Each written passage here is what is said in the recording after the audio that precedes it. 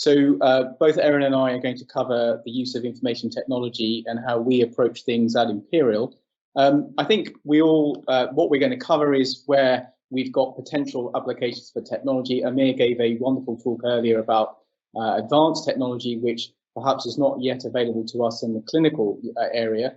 I'm going to talk about some basic examples and then how we implemented it. We all live in a huge information age at the moment. The world is incredibly interconnected.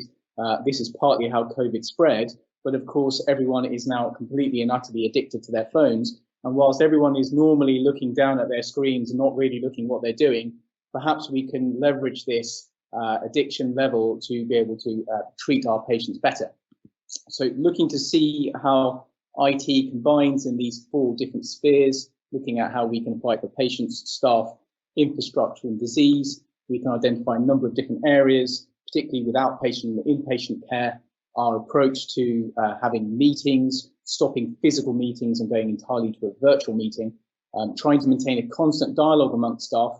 At the moment, we're all practicing social distancing. UK is currently in lockdown and therefore we don't have ease of access in communicating. We must maintain our morale in this moment. There's been huge issues in transport within London. There's been a huge reduction in the availability of the London Underground. There's been a reduction in train services, and this means that staff cannot get into work.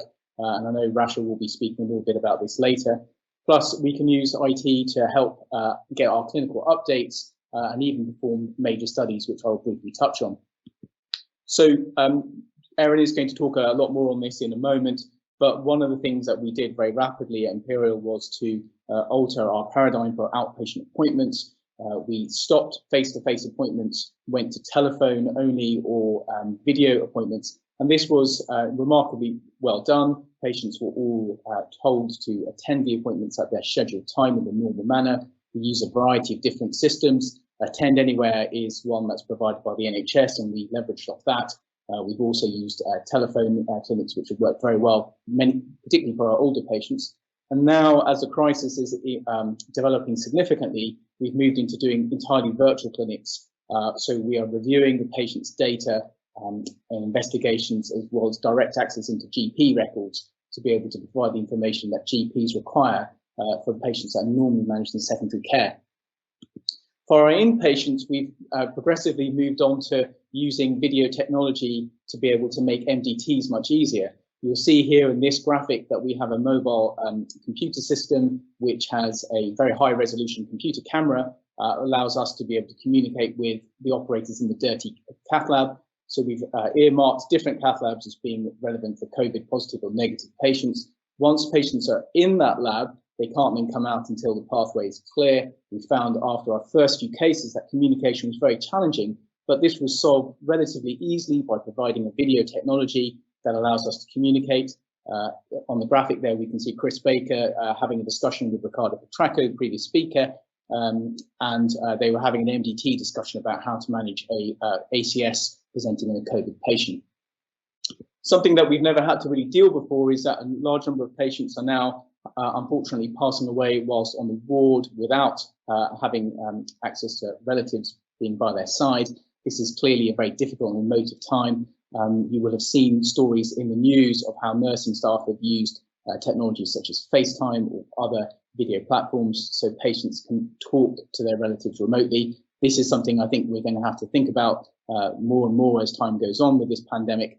And we are using this Zoom technology ourselves. So it's not just our colleagues at government, Boris Johnson talking with his COBRA committee there, but we have been having daily Zoom briefings amongst staff at Imperial, amongst different teams that we've been broken into to discuss, strategize our approach to this condition. And I think this is a readily available technology, which has now been approved for NHS use, although there are some concerns over its potential for leaking data. Virtual conferences, just as we're doing now, I think are incredibly important. You can see here my colleague Suntar Kanaganayagam on a conference call with Wuhan in China, where we had a very detailed discussion with a major cardiac hospital that gave us a huge amount of advice. We've done this with centres in Italy also, and I think most centres around the world are using this approach to gain insights from our colleagues around the world. More simply, we've been communicating and maintaining each other's morale by using simple messaging platforms such as WhatsApp. This is a quick and easy way of getting information between us and has really altered the way we communicate.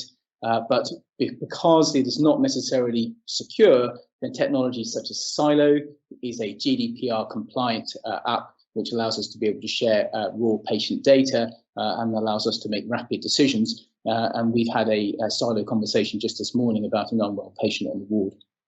Now, I know Rashid will be speaking a little bit later about some moves on logistics, but technology can clearly be leveraged in getting our workers and staff into hospital. Now, Uber is clearly a platform in the UK. Difficulty has been that some reports of Uber drivers not coming to hospitals because of fears of COVID.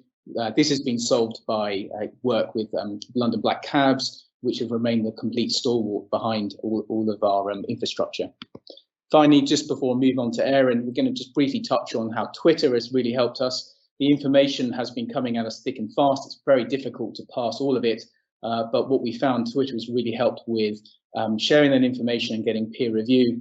Ricardo showed our PPE approach. This was actually had rapid peer review on Twitter, and it really meant that we were able to get that information out there and share it with colleagues around London, UK, and around the rest of the world. And just before I move over to Aaron, I'm going to mention the COVID-19 Symptom Tracker app. This was developed by academics at King's College and together with a company called Zoe, and they are encouraging patients up and down the country to share their symptoms with in an anonymous manner on an app.